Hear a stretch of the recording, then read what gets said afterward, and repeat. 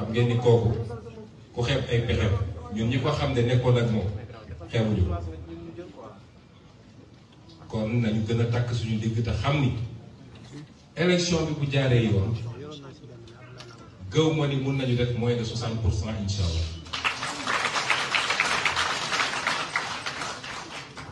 waaye buñ jàpp ni c'est gagné d'avance moo tax nañu gën a fagal na ndaw ñi dem jëli seen carte électeur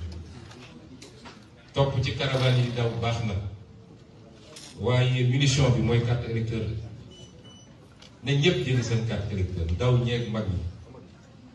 la ñu yàgg a def te mu jiglu mooy dem voter massivement mais sécuriser le vote également te loolu ndaw ñi rek ko mën voter ba pare toog aux alentours des bureaux de vote yenn fa ba ngoon ku ñëw bëgg a def naka sa noonu ngeen digaale koog moom ba ñu dépouiller ba signer PV yi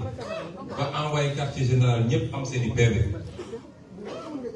loolu nañ ko daan defee nañ ko def ñu ko ëppee ren parce que élection yi enjeu bi bokkul ak benn enjeu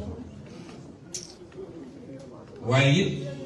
ñu continuer am exigence ci ñi nga xam ne ñoo war a organiser élection bi moo tax may président Macky Sall que bu ñu génnee ci élection bi affaire bi jaxasoo demam du yomb foo mu xam ko moom xam na ay pexe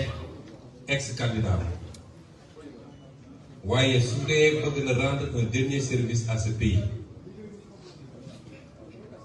pour deminam tane na fexe ba élection yi doon élection yu mucc ay leer nañ ci gaje ñu ne kii la ñëpp ànd félicité ko ñu xam